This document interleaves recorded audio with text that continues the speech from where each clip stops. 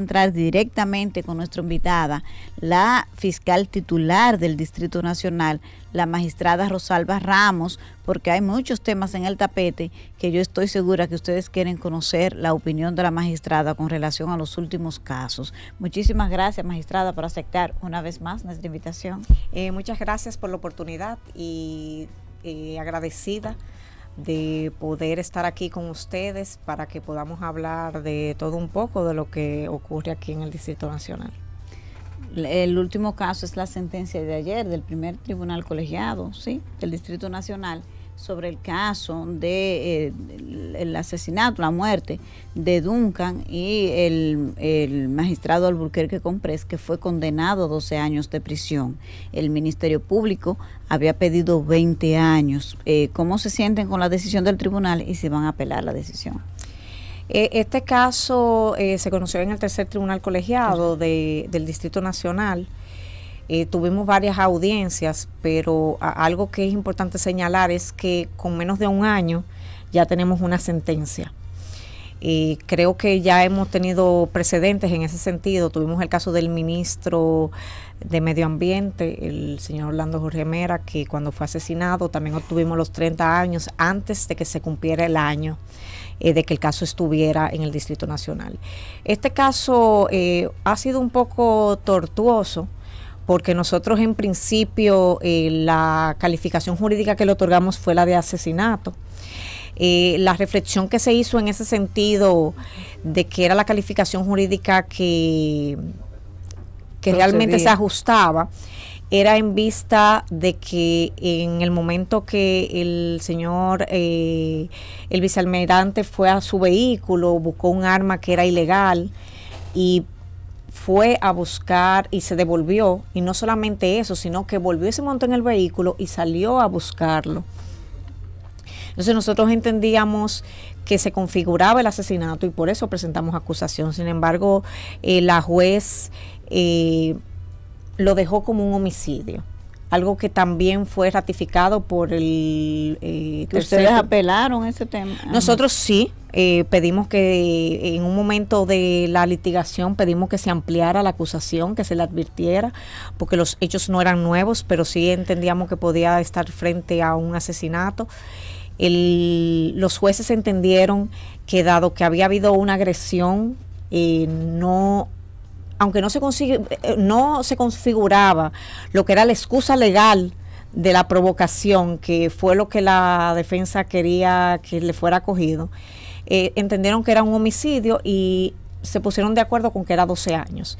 Eso no fue una decisión unánime, sino que el tribunal llegó a una media, según la propuesta que habían de cada una de las juezas, y nosotros pedimos 20 años. Realmente lo que ya cuesta es apelar, porque ellos sí dieron una pena que estaba entre los 3 a los 20 años, y ellos hicieron su razonamiento. Vamos a esperar la sentencia para nosotros poder atacarla. Entonces van a apelar esto en el segundo tribunal. En la Corte. En la Corte de Apelación del Distrito Nacional. Exacto.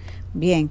El caso hoy también, la Procuraduría General de la República informó del archivo definitivo de la investigación que se seguía al presidente de la Cámara de Cuentas, Janel Ramírez, que había sido acusado de acoso sexual, tenía una acusación, eso fue archivado. ¿La Fiscalía del Distrito Nacional participó en esa investigación? No, nosotros no participamos porque este funcionario tiene jurisdicción privilegiada y en vista de eso le corresponde a un adjunto de la Procuradora conocer de la investigación de ese proceso. ¿Por qué el tercer tribunal colegiado del Distrito Nacional tiene como una tendencia a otorgar sentencias benignas? El caso del doctor de Alburquerque Comprés no es el único, hay más casos donde se dan una clase de sentencia que uno escucha los comentarios de los abogados, fiscales, que parece que tiene una tendencia en ese sentido. Esa es la experiencia que ustedes tienen en el Distrito Nacional. Lo que pasa es que cada tribunal por lo regular uno los estudia y uno aprende a ver y hasta ya uno más o menos sabe cuál es la tendencia. Este tribunal, nosotros hemos tenido otros casos donde nos han dado sentencias que hemos tenido que apelar. Sin embargo, yo siempre he entendido que mientras sea legal lo que se haga, lo que nos corresponde a nosotros es pelearlo en buen derecho también. Sí. Bueno, en este caso llama la atención porque son muy sensibles, que cuando hay denuncia de violación, acoso, pero por supuesto que la credibilidad que tienen las autoridades del Ministerio Público otorga toda la posibilidad de uno creer que no hubo ninguna gestión de esto que se llama a veces para cubrir de impunidad, ese tipo de cosas, algunos casos. Mira, realmente yo sé que eso es el tema del acoso laboral y del acoso sexual es un tema que no se ha desarrollado tanto en la República Dominicana. A veces también el mismo tipo penal es un poco difícil de investigar. Y aunque puede parecer algo a todas luces, legalmente cuando tú vas para un tribunal tú necesitas elementos de prueba. No es solamente la percepción o lo que tú crees o lo que podemos entender que culturalmente puede pasar en las oficinas institucionales del país. Entonces nosotros estamos obligados a presentar elementos de prueba. Esa decisión la vi que salió en los diferentes periódicos, pero habría que ver el dictamen, porque se hicieron todas las diligencias que ameritaba el proceso para ver por qué el Ministerio Público tomó esa decisión. Al final, aunque si la víctima no está de acuerdo, hay un recurso en ese sentido, porque cuando nosotros hacemos archivos, la víctima o la persona que no se siente conforme con la decisión de nosotros puede impugnar esa decisión de nosotros. Muy bien.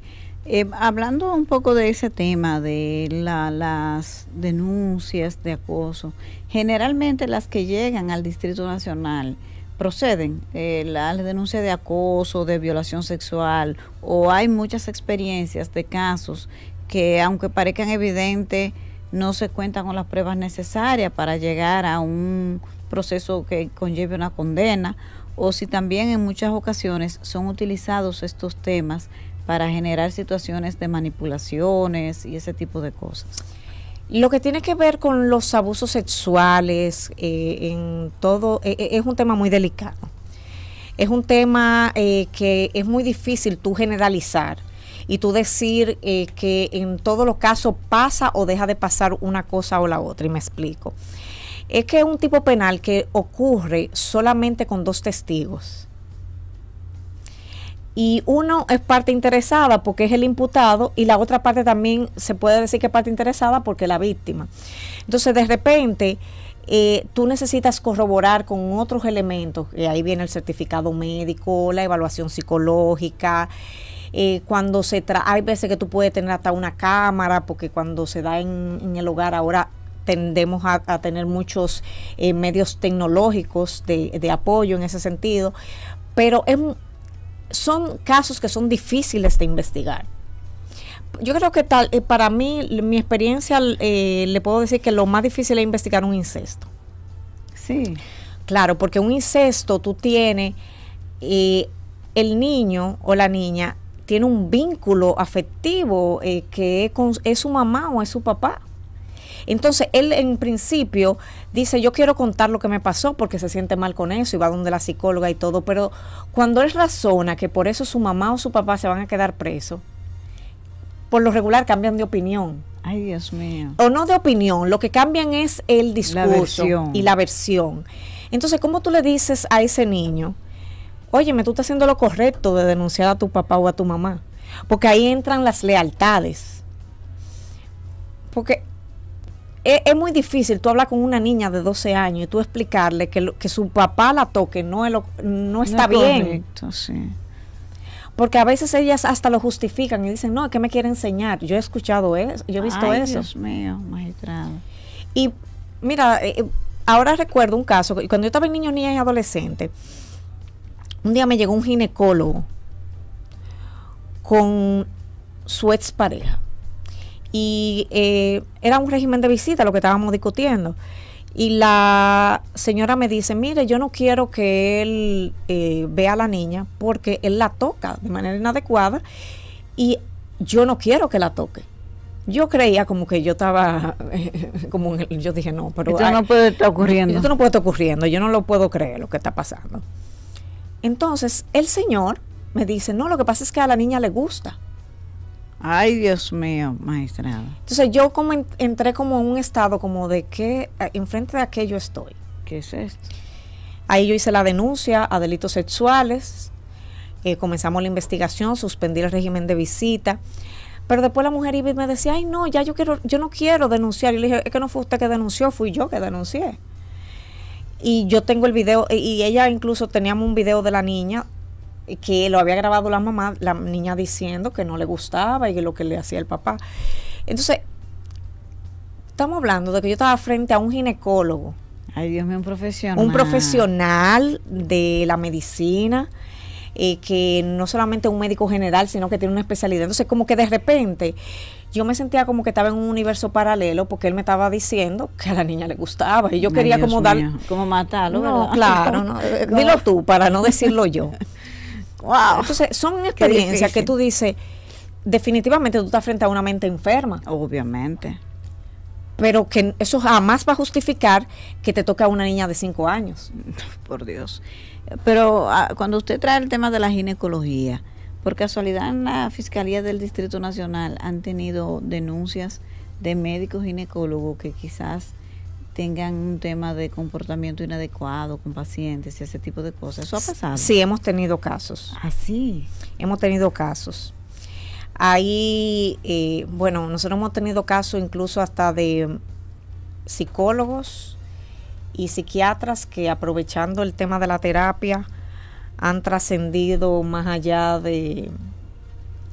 Porque cuando tú tienes el que está buscando terapia o el que está siendo medicado está bajo un estado especial, porque no está en su condición normal, porque está bajo terapia, un tratamiento. Entonces hemos tenido casos de ese tipo.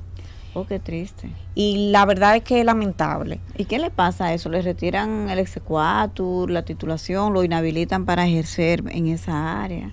Sí, hemos logrado en algunos casos, pero sí te puedo decir que son casos a veces muy difíciles de investigar, porque lo primero es que el médico, el ginecólogo te va a tocar cuando te va a hacer una experticia. Entonces, demostrar que eso ha ocurrido más allá de lo profesional. Además, eso ocurre entre dos personas también solas. Exactamente.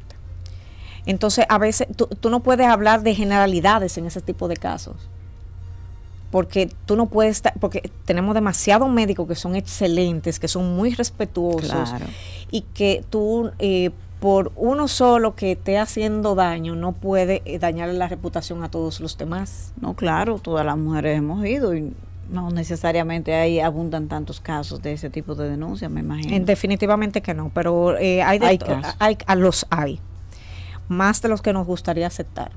Ay, Dios mío, cuántas distorsiones hay en la sociedad, y en el tema de los tribunales llega de todo, de cosas que uno ni puede imaginarse. ¿Cuál es la cosa más extraña que a usted le ha tocado lidiar del comportamiento humano? Mira, yo tuve una vez un caso cuando estaba en el Tribunal de Niños y Niñas que me marcó, porque era un niño de 7 años y el niño vivía en Italia. Y el niño vino de vacaciones aquí a República Dominicana donde su papá. Y de repente el niño le dice a su papá, mira, yo no quiero volver para Italia porque a mí no me gusta el trabajo que yo tengo allá. Entonces, ¿en qué trabaja un niño de 7 años? Tú dirás, pues, está raro. Está raro. Entonces el niño le dice, no, papi, lo que pasa es que yo soy prostituto. Cuando él lleva al niño a indagar, el niño estaba siendo abusado nada más y nada menos que por la mamá.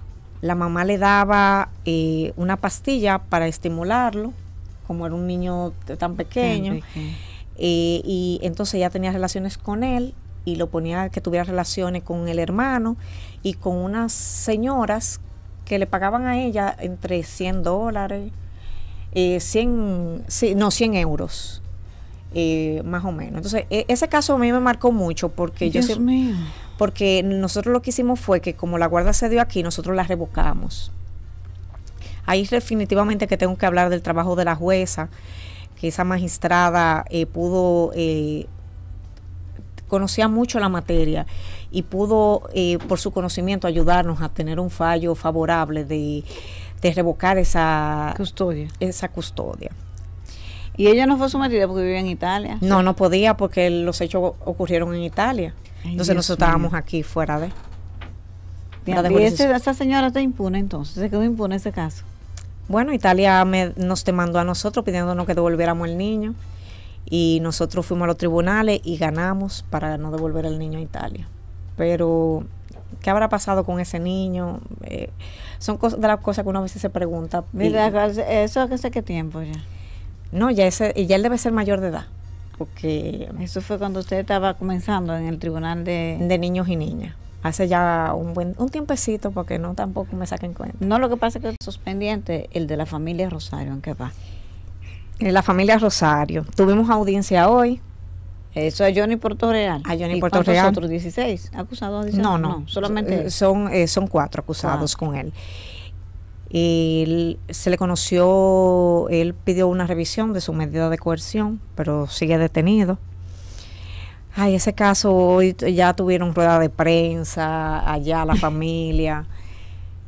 Bueno, yo tengo de enemigo a las víctimas y tengo de enemiga a los imputados. También. ¿Y por qué las víctimas son enemigas suyas? Porque ellos dicen que hay que decirle dónde que está el dinero de la herencia. Ay, todavía ellos siguen creyendo eso. ¿Y cómo es posible, magistrada, que ese tipo de cosas ocurra? Estas son personas de muy bajo nivel educativo, las que están involucradas en esto. No, hay de todo, porque hay de todas las clases sociales, pero definitivamente ha sido... son de las cosas que tú dices, no sé cómo lo resuelvo, porque ni lo resuelvo acusando, ni cuando no tenía acusación. Lo que sí le puedo decir es que ellos no quieren, que hay una parte de las víctimas que saben que que fueron engañadas, hay otra parte que todavía no reconocen eso. No, lo que ellos entienden es que Puerto Real sabe dónde está el dinero y que no quiere decir dónde está, y que el hecho de que esté preso no ayuda a que el dinero aparezca. Ay, Dios mío, pero usted va a seguir con el proceso hasta... Claro. Están pidiendo 5 años eso. Lo que pasa es que es una estafa. Entonces la pena máxima es 2 años. Ok. ¿Y ya él tiene mucho tiempo preso? Él tiene casi, bueno, porque nosotros le prestamos acusación de una vez. Sí. Porque yo creo que nosotros le conocimos medida hoy como al mes o antes de que se cumpliera la revisión. Ya nosotros le habíamos presentado acusación porque nosotros la teníamos lista. Sí, sí. Entonces él no... Es un caso que yo creo que se va a conocer rápido si las víctimas nos ayudan, lo cual es un poquito difícil, pero nosotros nosotros hoy fuimos con la decisión de conocer. ¿Y las víctimas no ayudaron? No, se suspendió la audiencia y lo único que se conoció fue la revisión. ¿Y cuándo van a poder la audiencia de nuevo? Ya eso será como para el próximo mes. Ya. Bueno, ¿y cuáles son los otros casos que lleva la fiscalía así? Bueno, ya condenaron el caso de Orlando, del asesino de Orlando Jorge Mera, 30 años. 30 años. Ese fue un caso que... yo incluso escribí un artículo a propósito de ese caso porque pudimos exhibir mucha profesionalidad en la investigación.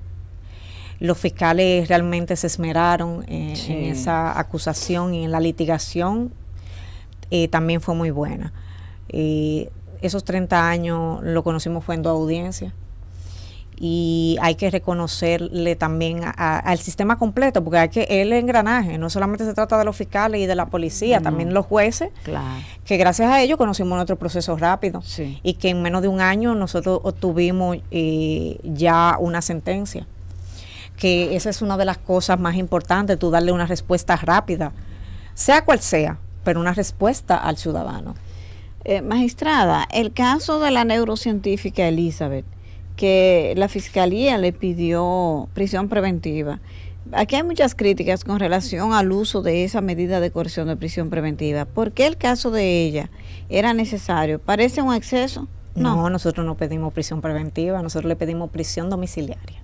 Pero ella está presa preventiva. Pero ella está presa porque la juez, a solicitud de las víctimas, le dio prisión preventiva, sobre todo porque también estuvo el Ministerio de Salud Pública que le solicitó prisión preventiva.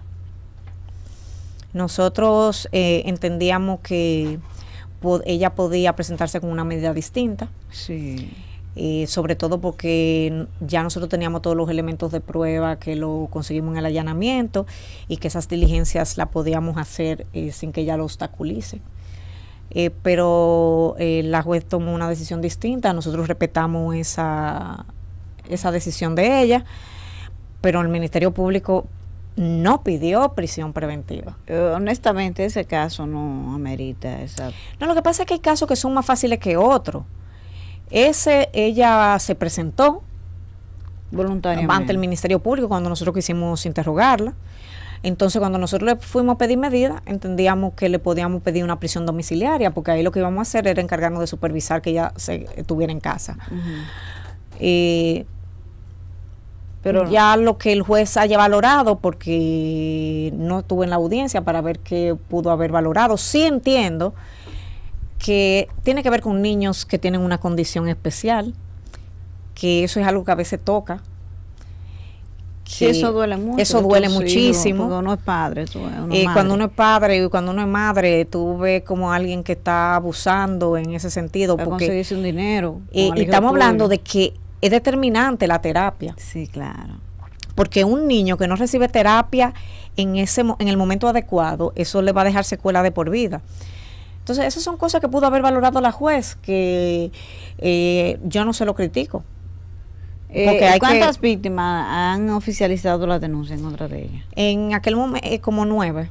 Pero habían algunos padres que lo que tenían era el interés de que se le fueran referidos a algún centro, de que el gobierno de algún modo acogiera a esas víctimas y que le diera apoyo psicológico a los niños para poder resolver, porque es que esos niños requieren de mucho esfuerzo, no solamente de tiempo, sino también económico, porque están los llamados sombra, que a veces tú necesitas hasta 50,000 pesos para que un profesor, eso sin contar con los demás gastos. Claro, es muy costoso. Es muy costoso.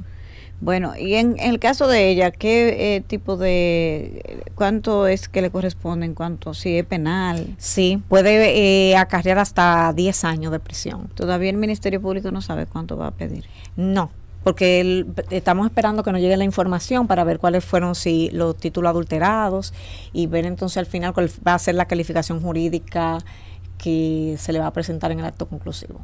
Es común que a la Fiscalía del Distrito lleguen este tipo de denuncias de personas que con uso de títulos, por ejemplo, profesiones, especialmente médicos, porque esta mujer al menos no hacía cirugía y cosas. Es malo todo lo que ha hecho, porque la salud mental es tan importante como cualquier otra área, quizá más importante, porque de tu cabeza depende todo. Pero es común que lleguen ese tipo de denuncias. Mire, ahora hay muchos cirujanos plásticos que no tienen ningún título y que se dan a la tarea de... Nosotros tenemos una sentencia de unas... estas eran 2 jóvenes doctoras que no tenían permiso de salud pública para poder hacer cirugías y desfiguraron a muchas mujeres y contra ellas logramos una sentencia de 5 años. Entonces, ahora la gente a veces como que no busca mucha información, nos vamos mucho a las redes sociales y si lo que nos gusta, y si vemos lo que nos gusta vamos ahí, pero no buscamos si está registrado, no hacemos como una diligencia, no visitamos más de un médico, a veces lo que estamos buscando es lo más barato. Y eso es peligroso, porque cuando tú te vas a operar, no solamente tú puedes quedar lindo, pero también puede quedar muy feo. Y quedarte ahí en el camino, que es la que la gente no entiende. Sí. Entonces, si tú le vas a poner tu cuerpo, tu cara a una persona en la mano, lo mínimo que tú tienes que hacer es no solamente ir donde una persona, así como cuando a ti te duele aquí, te dicen, te tengo que operar. Que tú dices, no, yo tengo que buscar una segunda opinión, que eso yo siempre lo he oído. Entonces, usted tiene que buscar una segunda opinión, una tercera opinión, y no irse necesariamente por lo más barato, porque si en un lugar un procedimiento me sale a $1,000,000 de pesos y en el otro me sale a 50,000, algo debe estar pasando. Algo pasa. Claro. Magistrada, y el caso de, ¿cómo van las cifras de los ciberdelitos, que fue un tema que usted asumió y hemos visto cómo los delitos electrónicos se han proliferado en las redes sociales. Eso es una cosa tremenda. Bueno, yo fui víctima de unas compras por internet en estos días, gracias a Dios que no fueron tan... Hasta yo compré un cover para el celular y todavía no llega, hace como 2 meses. Es decir, que de eso no nos salvamos nadie. Hay que, señores, por favor, mándenme mi cover. Mira, nosotros ahora mismo, todos los lunes, nos estamos reuniendo en el Palacio de la Policía. Es una reunión que a mí me parece que es histórica porque nunca se había hecho, por lo menos no de esa manera. Está trayendo muy excelentes resultados, porque es una oportunidad que tenemos todos como equipo de trabajo, porque ahí está la Policía Nacional, el Ministerio Público y la DNCD. Entonces estamos enfocados en 5 temas: los homicidios y los golpes y heridas, la violencia escolar, que de eso podemos durar un programa entero hablando y nos faltaría tiempo, microtráfico, el porte y tenencia de armas y los robos. De vez en cuando se recuerda el tema de violencia de género, que siempre es una preocupación porque no deja de estar, pero esos son los 5 ejes en los cuales nos estamos concentrando. Y todos los lunes nosotros llevamos un resumen del trabajo realizado en la jurisdicción completa. El tiempo no da para explicar todo lo que se hace, porque definitivamente que yo tengo que agradecerle a la Policía Nacional y a la DNCD todo el apoyo que están dando en la jurisdicción del distrito. Se está allanando más, se están haciendo más operativos, hay mucho más presencia en la calle de la policía, y también el Ministerio Público está siendo mucho más operativo. Entonces, aparte de eso, las cifras, ¿cómo van de lo que son los delitos electrónicos? Recuerda que usted tenía un tema con eso, que usted lo tomó, y todo el mundo los delitos cibernéticos. Sí, es que el problema es que ahora mismo la gente la gente está más conectada en el mundo virtual que en su propia realidad. Que en el mundo real, sí. La gente ya no quiere salir a comprar la ropa, la gente prefiere pedirlo por ahí, entonces eso incrementa mucho los delitos se siguen incrementando. El mayor problema que nosotros enfrentamos es que la gente no denuncia. Hay que ser consciente para que la gente denuncie. Y la verdad es que la gente no lo hace, porque a veces tú pierdes 1,000 pesos, 1,500, y tú dices, para yo ir para la fiscalía. O cuando tú te acuerdas que te engañaron, tú dices, yo voy a dejar eso así, 1,500 pesos. Pero de 1,500 en 1,500, realmente como es un delito que es muy lucrativo. Sí. Porque es muy poco perseguido, te deja mucho dinero y entonces no tiene mucho riesgo tampoco. No tienes riesgo, porque para que el otro sepa que fuiste tú, tiene que sentarse, tiene que ir a denunciar, tiene que hacer un proceso y ya. Y la gente por lo regular está cansada. La gente dice, no, si no me llegó, en el caso mío, no me llegó el cover, yo no he puesto denuncia.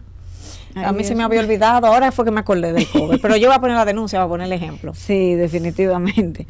Y las estadísticas de los delitos ya de robo y eso han ido bajando con esta estrategia de la reunión, el presidente.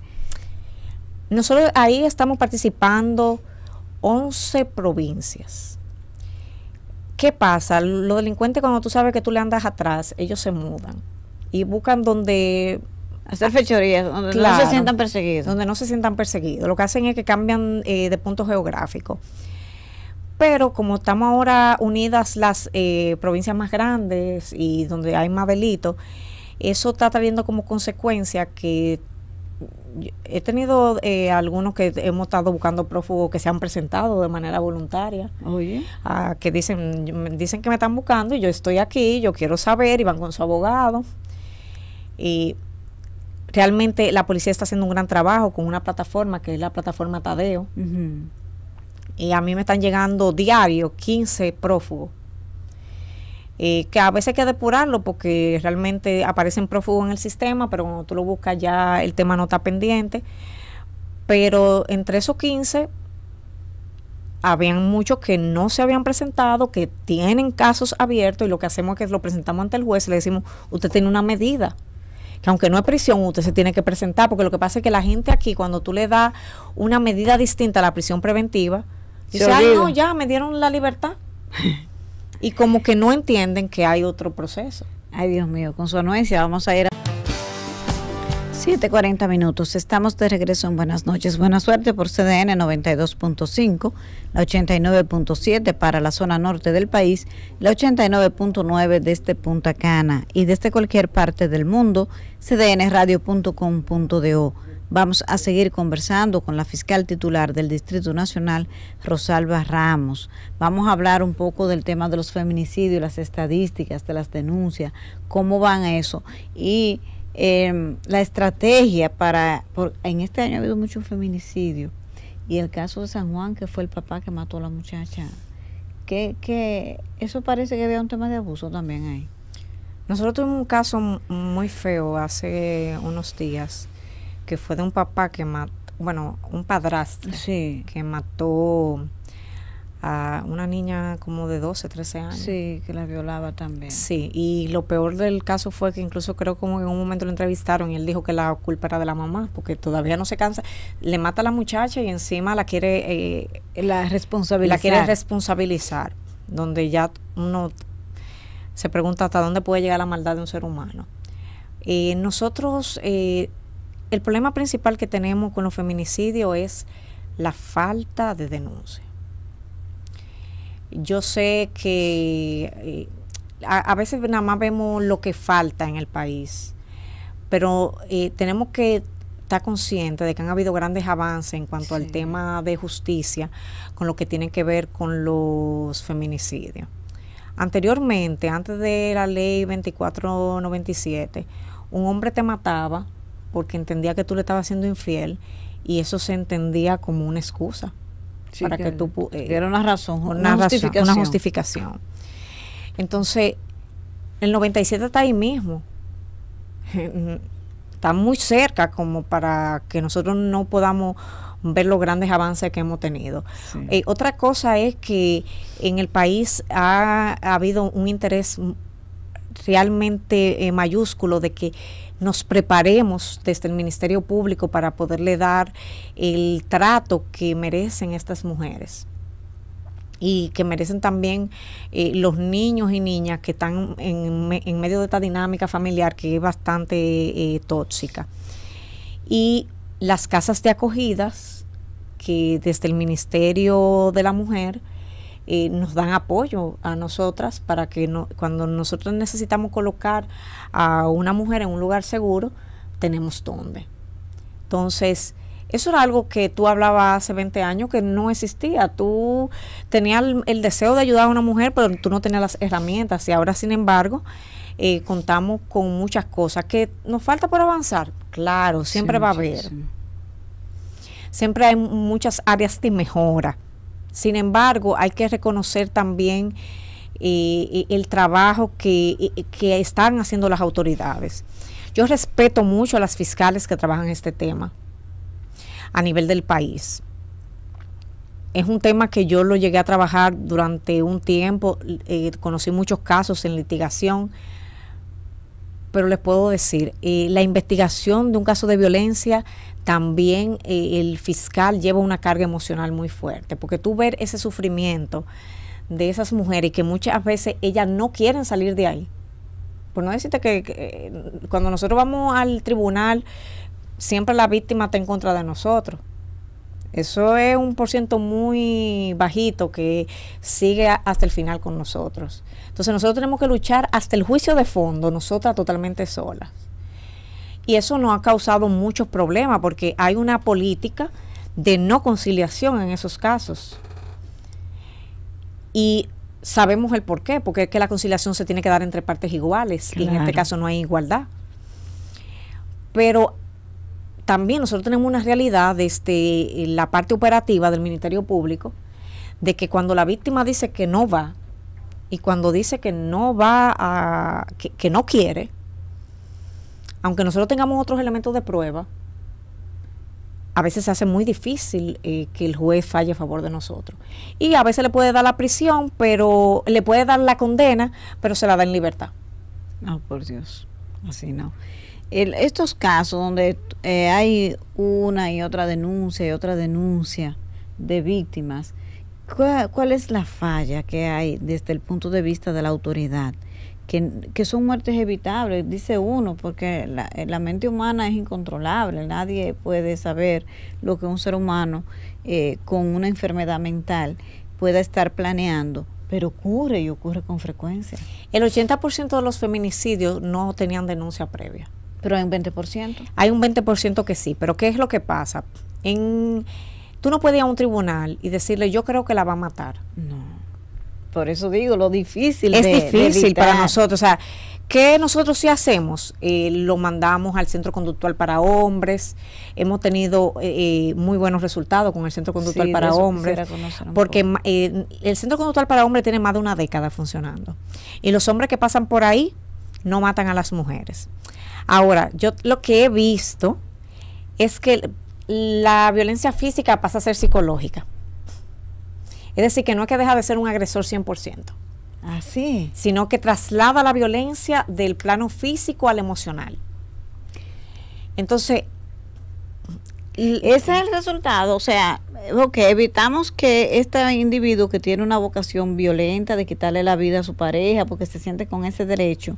Entonces, en el Centro Conductual para Hombres, lo que hay es una variación del tipo de... Eso es lo que se puede... En muchos casos, porque yo te puedo decir, el centro es fabuloso, tiene muy buenos psicólogos, te da tantas herramientas que no solamente le sirven al agresor, le sirven a cualquiera que vaya. Yo he cogido las charlas porque me han tocado... Es que yo tengo ya 17 años en el Ministerio Público, son demasiadas las historias. Y cuando en una época que este tipo de terapia se daba en Villa Juana, siempre era con la presencia de un fiscal para hacer el pase de lista, para ver todo el que iba y tú poder llevar un control de lo que asistían y lo que no. Y en aquel momento, oye, me dan unas charlas buenísimas porque el problema del agresor es que tiene baja autoestima, porque quiere controlar al otro a través de la violencia. Todo lo que tiene que ver con violencia tiene que ver con poco amor propio. Ay, Dios mío. El que te agrede, el que te quiere, el que no te convence con la boca y te quiere dar golpe, es porque no tiene baja autoestima. La violencia psicológica también. Claro que sí. Todo lo que tiene que ver con violencia tiene que ver con baja autoestima. Una persona que te quiere controlar, una persona que te quiere manipular, una persona que siente que no puede vivir sin ti y que pone todo su mundo alrededor tuyo, pero que no es tan romántico como la gente lo quiere ver. No, porque en el fondo tampoco, a veces son hasta infieles, eso mismo. No, pero eso es lo que... Ajá. Esos mismos agresores son infieles, los que se enojan porque lo dejen y porque entonces las mujeres a veces sí pueden cometer algún tipo de infidelidad. Hay una tendencia a la infidelidad de ese tipo de personas, sí, también. Mira, ese tema de la infidelidad nos conllevaría a un programa completo, porque culturalmente en la República Dominicana al hombre se le permite ser infiel. Sí. La mujer puede ser infiel, pero es recriminada, es mal vista. Claro, tiene una condena social. Tiene una condena social, pero el hombre no. Incluso cuando un hombre le es infiel a una mujer, lo primero que dicen es, que ella, es que tú no le planchabas la ropa, tú no le cocinabas. Tú engordaste mucho. Tú engordaste mucho.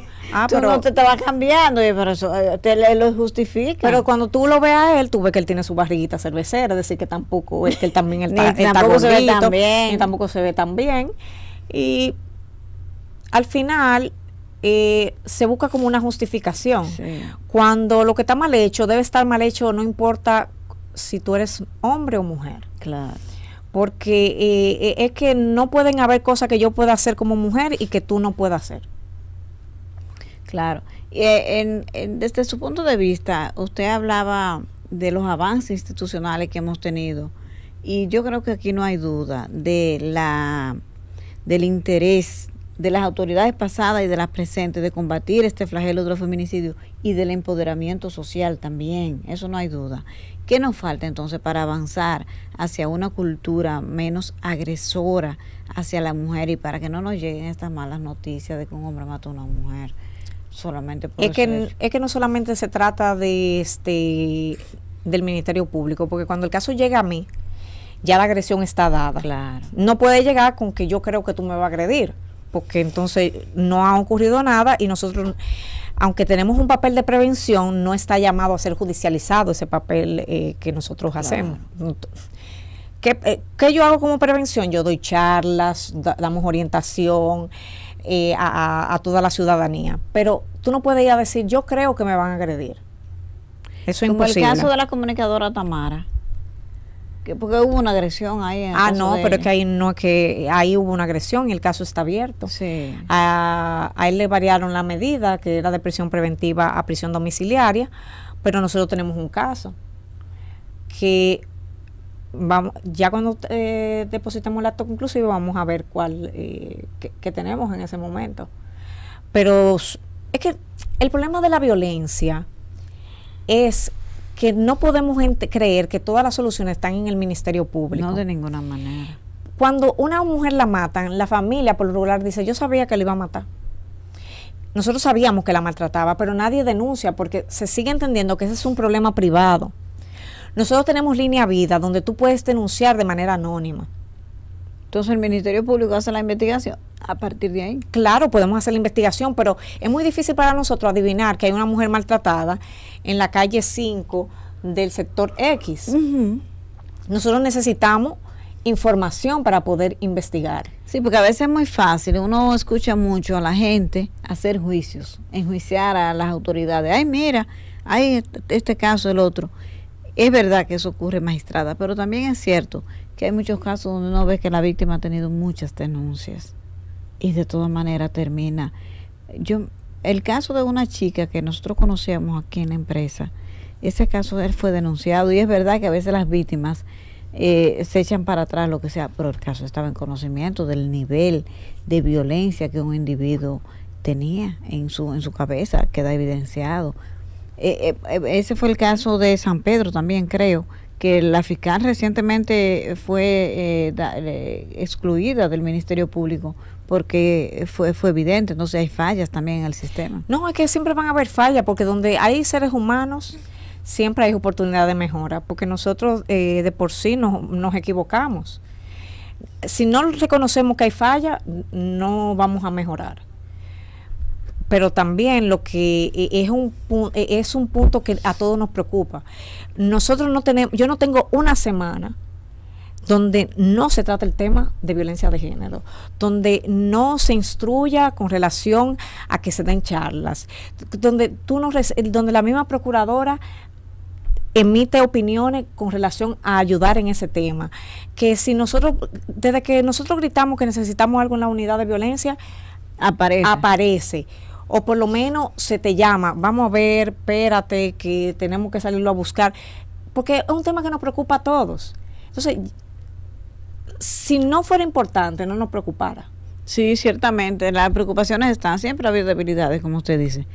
Y las evaluaciones, a mí me han comentado que ya van a salir las evaluaciones. ¿A usted le ha llegado algo? Porque esas evaluaciones de los fiscales, eso está como frisado. Era para marzo y mire, ya vamos en julio, casi terminando. Eso llegará eventualmente. Llegará. ¿Y usted cómo se siente? Tranquila, porque lo que es trabajo. Porque mientras tanto uno tiene que seguir trabajando. ¿Pero le gustaría seguir como titular de la Fiscalía del Distrito o prefiere otro? Es que eso depende del día que tú me lo preguntes. Cuando me lo preguntan los lunes son días difíciles. Eso depende del día. Hay días que hay muchos problemas en el distrito y que uno dice, ya yo tengo 17 años siendo Ministerio Público. Pero donde Dios me ponga, ahí yo estaré. ¿Se siente satisfecha? Porque sí, en algún momento estas evaluaciones van a salir y no hay ninguna garantía de que usted pueda seguir como titular. Sabemos lo tortuoso. Yo soy fiscal de carrera. Que fue sus inicios, pero veo que con el tiempo ha ido avanzando de una manera muy satisfactoria. ¿Cómo se siente si tiene que entregar en este momento? Mira, yo soy fiscal de carrera y yo empecé como fiscalizadora hace 17 años. Empecé con 23 años. Y lo que te puedo decir es que después de tantos años, uno tiene un compromiso con la ciudadanía, con mis hijos y con Dios.